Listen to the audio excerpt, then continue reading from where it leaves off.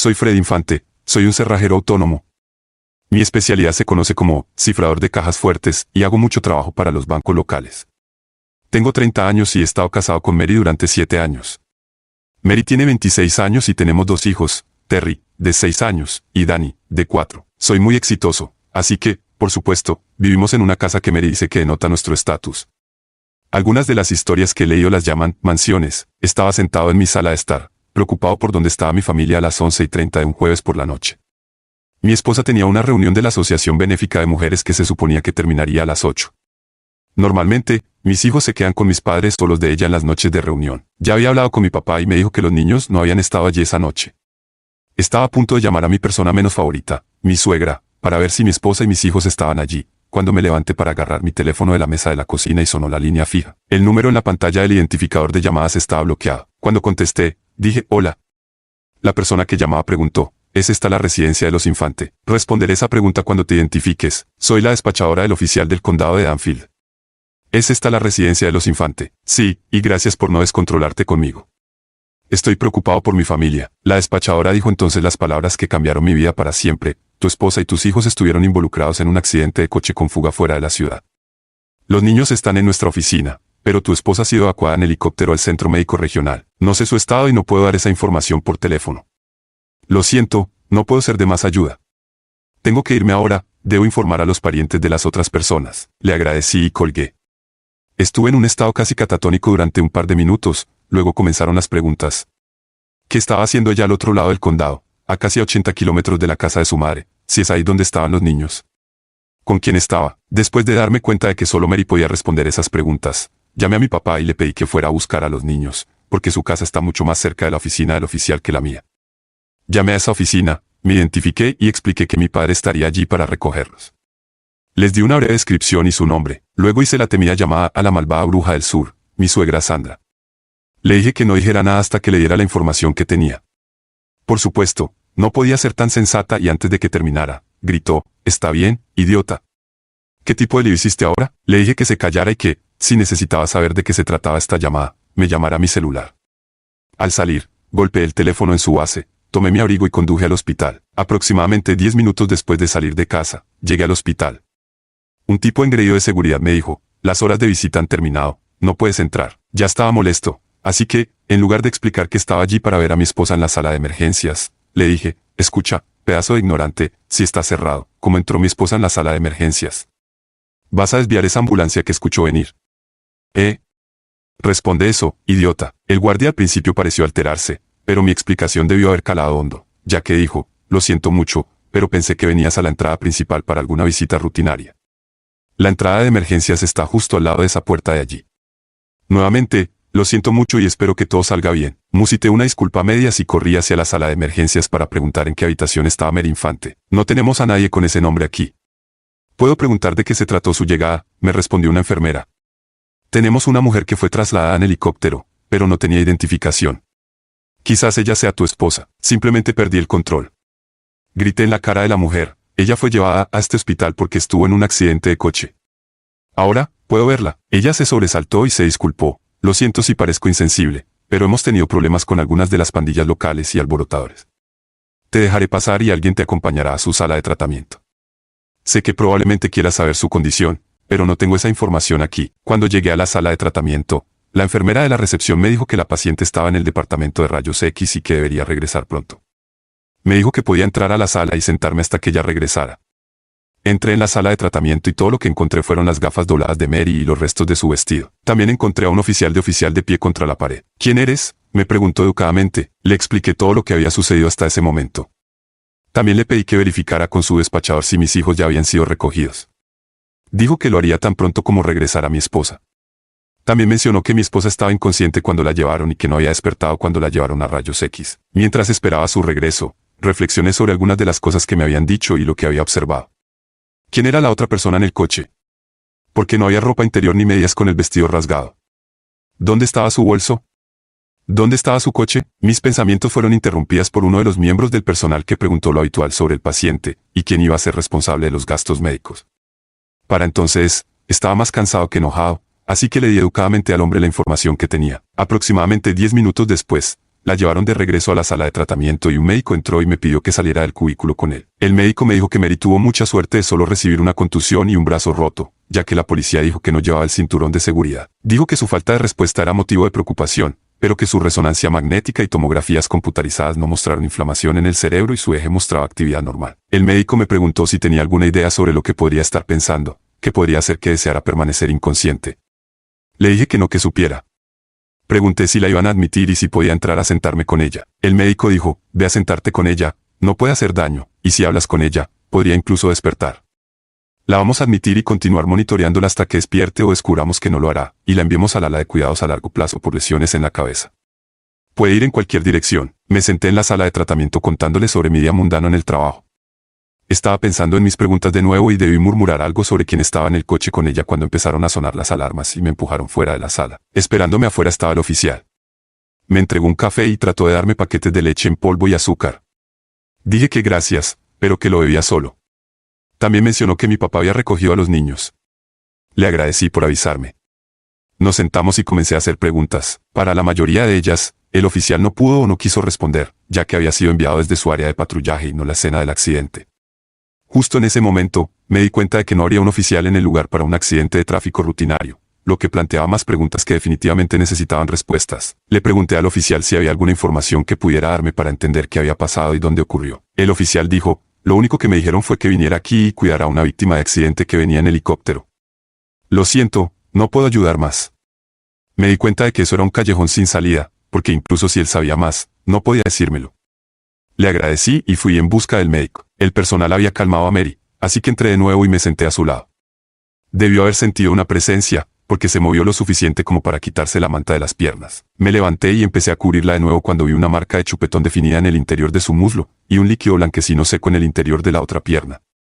De repente, me sentí mareado y rápidamente me senté para calmarme. Después de un par de minutos, salí en busca del médico. Lo encontré en la estación de enfermeras. Le pregunté si tenía una sala donde pudiéramos hablar.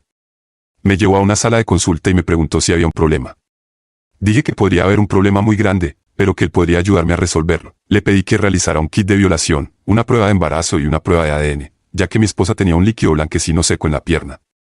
Le dije que si estaba allí antes de que ella llegara, entonces el problema era mío. Si no estaba allí cuando llegó, entonces su hospital tenía un gran problema. Los ojos del médico se agrandaron y tartamudeó, por supuesto, y me aseguraré de que eso tenga prioridad. Le agradecí y se fue a ordenar las pruebas. Deambulé hacia la estación de enfermeras, y pregunté si había alguna de las pertenencias personales de mi esposa además de lo que había en la habitación.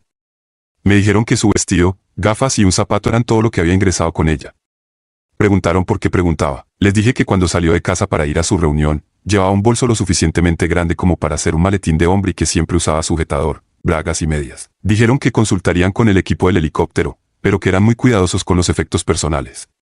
Luego dijeron que tan pronto como llegara un médico ortopedista, la limpiarían y le colocarían un yeso en el brazo roto. Les dije que no quería que la limpiaran aún, ya que el médico iba a hacer un kit de violación y una prueba de embarazo.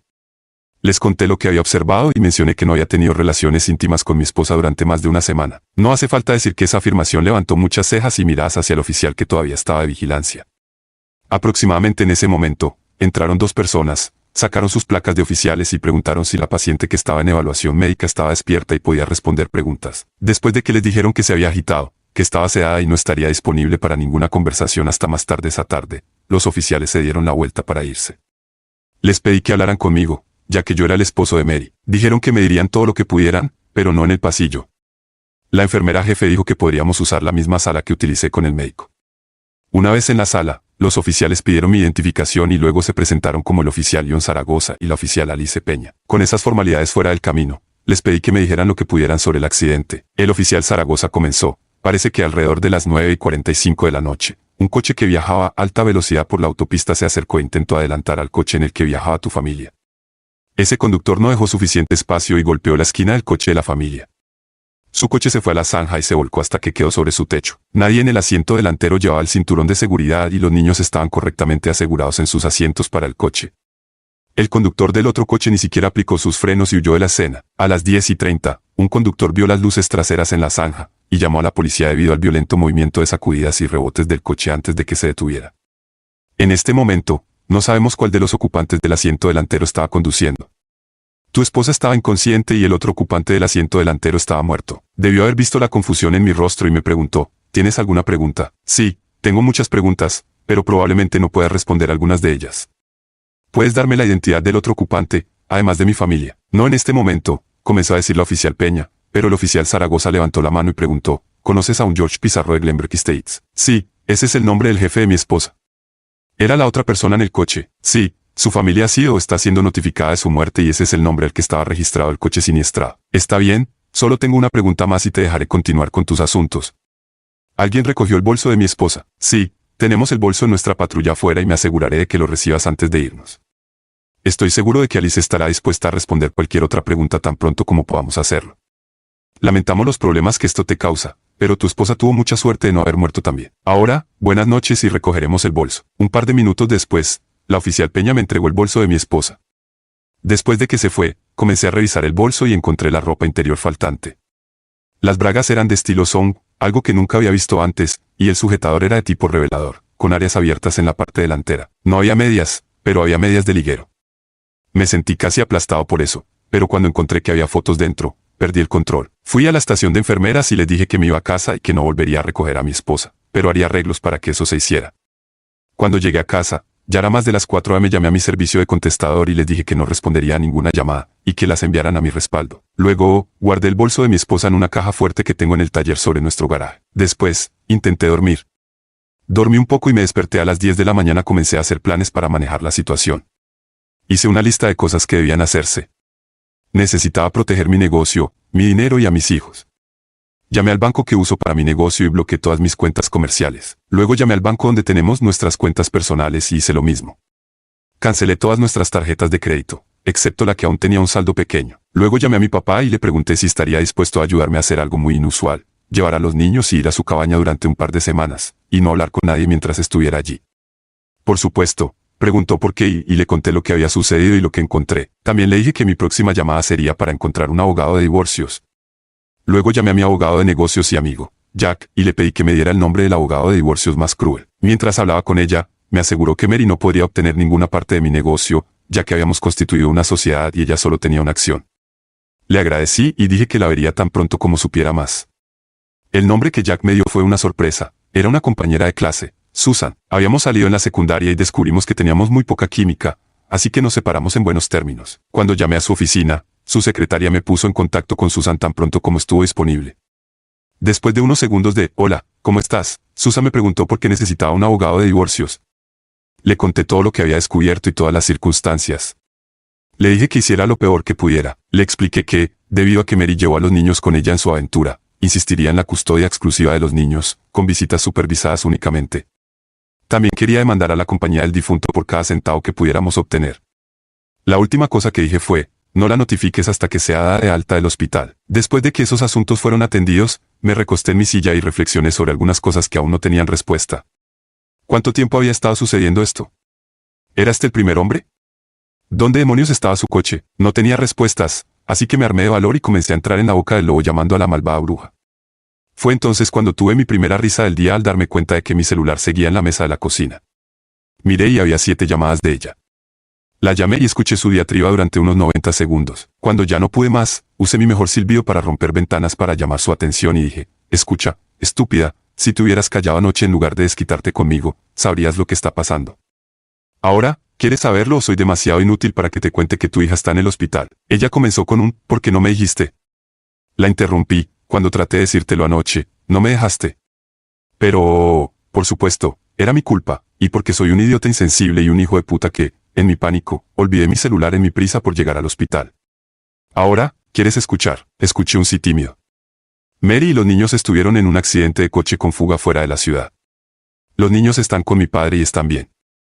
Mary está en el hospital del Centro Médico Regional con una conmoción cerebral y un brazo roto, y el hombre con el que estaba está muerto. Ella respondió, ¿con qué hombre? Con su jefe, y probablemente no era la primera vez, ya que Mary tenía fotos de ellos siendo íntimos. Ahora sé que está siendo un idiota, respondió. Tengo las fotos. También he hablado con un abogado y le servirán los papeles de divorcio tan pronto como la saques del hospital. ¿Vas a buscarla? No, y ni siquiera voy a hablar con ella, excepto a través de mi abogado. Ella no es bienvenida aquí en esta casa sin un oficial judicial presente. Finalmente estaba dejando salir parte de mi enojo y grité, ella puso en peligro a mis hijos mientras se divertía con alguien con quien no debería haber estado. Puedes decirle que dije eso cuando y si pregunta por qué no la recogía. También estoy solicitando una orden de restricción para que no pueda tener contacto conmigo ni con los niños sin la presencia de un oficial del tribunal. Me calmé y me disculpé por gritar, diciendo que tenía muchas cosas que hacer. Sandra dijo que sentía mucho todas las cosas malas que había dicho y que no merecía lo que Mary me había hecho. Luego colgó. Llamé de nuevo a Susan y le dije que había olvidado que quería la orden de restricción y le expliqué por qué. Ella dijo que iba a llamarme sobre algo así. También preguntó sobre mis finanzas, la casa, los coches y mi negocio.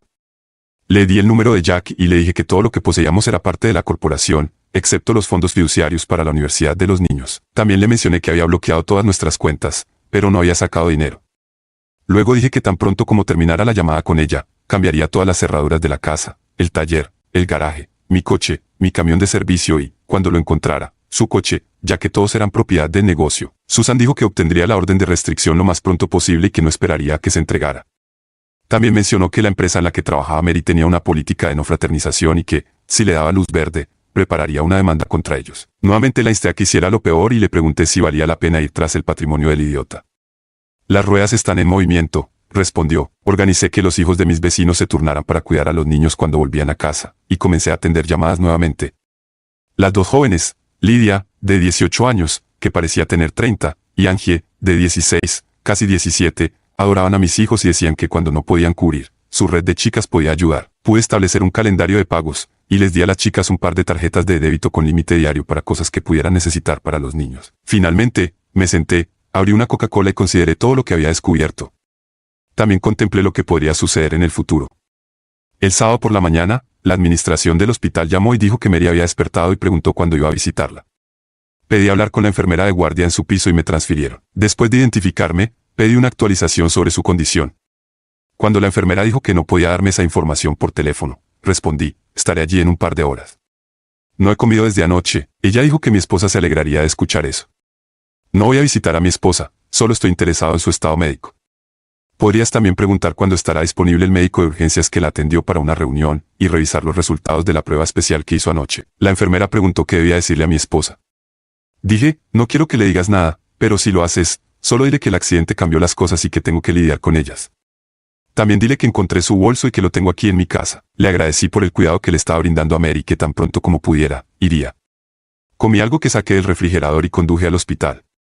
El médico de urgencias y la enfermera jefe estaban disponibles. Me enteré de que Mary sería dada de alta al día siguiente y que la enfermera del piso preguntó cuándo estaría disponible para recogerla. Solo me reí y dije, cuando los cerdos vuelen.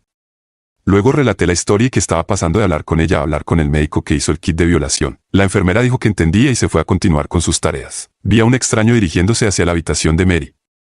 Unos segundos después, un grito provenía de su habitación, así que supuse que había recibido la orden de restricción. Fui al vestíbulo y pedí que llamaran al médico de urgencias. Él llegó unos minutos después y me llevó a su área de trabajo. La noticia fue tanto buena como mala. Un líquido blanquecino era demasiado viejo para haber provenido del personal del hospital o del equipo del helicóptero. La mala noticia era que probablemente pertenecía al conductor fallecido. El médico también encontró indicios de penetración por el asterisco. Tenía toda esa información en un informe escrito que realmente me molestó. Había preguntado muchas veces si podía intentar el sexo anal y me dijeron que eso era demasiado asqueroso. Así que después de varias respuestas así, dejé el tema. Agradecí al médico y tomé el informe. Salí del hospital y fui a la oficina de la abogada para entregarle el informe. Susan casi se desmaya de la emoción cuando leyó el informe. Dijo que era un verdadero documento excelente. Susan me preguntó por qué había solicitado el kit de violación, ya que esa pregunta surgirá si la abogada de Mary decide impugnar el divorcio. Le expliqué que vi un líquido blanquecino y, por todo lo que me habían contado, Mary no había estado consciente en ningún momento desde el accidente. Le dije a Susan que faltaban las medias y las bragas cuando Mary estaba en la sala de emergencias y quería averiguar si había sido violada. Mary fue dada de alta y se fue a la casa de sus padres. Ella y su madre me llamaron y gritaron por teléfono. Ignoré la llamada de Mary, pero llamé a mi futura suegra y, cuando contestó, comenzó a gritar, así que colgué. El teléfono volvió a sonar antes de que pudiera dar 3 pasos. Vi quién era y dejé que fuera el contestador. Una voz muy tímida me pidió que le devolviera la llamada. Cuando lo hice, le dije que pusiera a su esposo y yo colgaría de nuevo. Ella lo hizo y le expliqué que no iba a ser gritado por su esposa arpía. También le dije que si necesitaba una explicación, debería preguntarle a su hija por qué llevó a sus hijos con ella en su aventura de infidelidad. Él dijo que había puesto el teléfono en altavoz y ambas mujeres se habían desmayado. Se rió y dijo que ambas eran unas dramáticas y que, después de todos estos años, simplemente las ignoraba. Luego se puso serio y preguntó si iba a cortarles el acceso a sus nietos. Le aseguré que él y la arpía podían venir o los niños podían visitarlos, pero Mary no podía estar con ellos a menos que hubiera un oficial del tribunal presente. Si se levantaba la orden de restricción, eso, por supuesto, cambiaría, pero iba a intentar que fuera permanente. Dijo que lamentaba cómo me sentía, pero que entendía. Luego me agradeció por hablar con ellos y dijo que se mantendría en contacto. Después dijo adiós. Después de la llamada, todos los sentimientos reprimidos salieron a flote y lloré hasta quedarme dormido. Mi papá llamó después de que desperté y dijo que los niños estaban bien y no entendían lo que había pasado, así que no estaban teniendo problemas. Le pedí que los cuidara al menos unos días. Lo puse al tanto de todos los desarrollos. También le hablé sobre la orden judicial y le dije que no dejara que Mary se acercara a los niños sin alguien del tribunal con ella. Dijo que no tomaría ninguna llamada excepto la de su exesposa o la mía, y que me daría actualizaciones diarias. Me dijo adiós y colgó. Me senté en la sala de estar con todas las cortinas y persianas cerradas y solo pensé en lo desastrosa que era mi vida ahora. Hice lo posible por intentar entender qué había llevado a Mary a hacer esto a nuestra familia. Tuvimos nuestras pequeñas discusiones, pero nada importante. Mary había dicho repetidamente que no quería más hijos, así que me hice la vasectomía. Hasta hace aproximadamente 3 semanas, teníamos una vida sexual rica, aunque algo monótona, a insistencia de Mary. No teníamos problemas de dinero. Mary solo trabajaba porque, en sus palabras, no soy solo una ama de casa y estoy aburrida. Ella había trabajado para la empresa donde su jefe trabajaba durante unos 15 meses. No estaba logrando nada cuando se me ocurrió un pensamiento muy cruel y malicioso. Llamé a mi suegro y, cuando contestó la arpía, estaba más tranquila. Le pedí que me pasara a su esposo.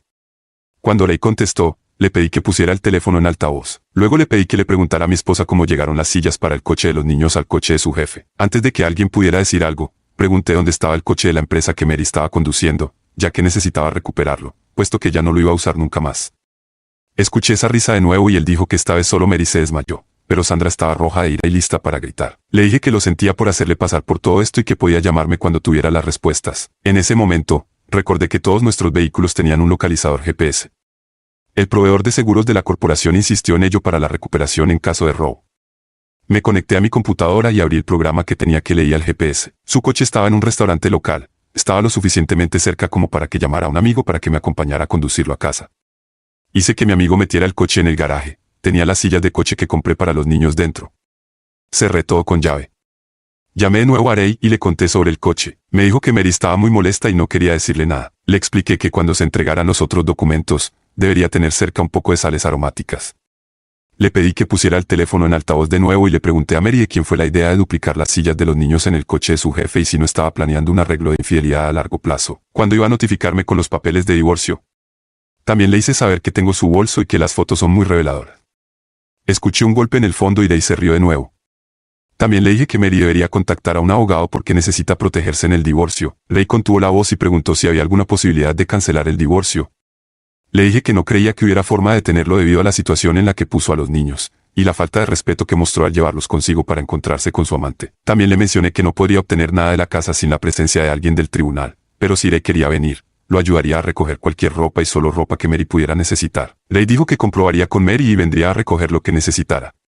Los niños eran demasiado pequeños para entender lo que estaba sucediendo, pero adoraban a las chicas. Mary trató de llamarme, pero colgué después de decirle que organizara una reunión en cualquiera de las oficinas de los abogados. Dije que, de lo contrario, grabaría todas las llamadas. Mary fue despedida por violaciones de la política de no fraternización.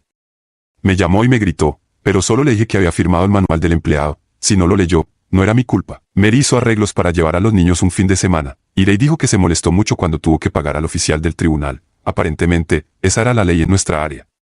Las demandas se arrastraron por los tribunales hasta que atraparon al conductor del accidente con fuga. Era la esposa de George y no mostró ningún remordimiento por matarlo, lo que llevó a la empresa y al patrimonio de George a llegar a un acuerdo. También le quitó el impulso a Mary en su lucha por el divorcio. Ella alegó que no sabía que George estaba casado. Si este video te ha encantado, prepárate para quedar totalmente fascinado con el siguiente video. Te prometo que será una historia que no querrás perderte. Déjanos un me gusta, comenta, comparte y suscríbete a nuestro canal para estar al tanto de las siguientes entregas.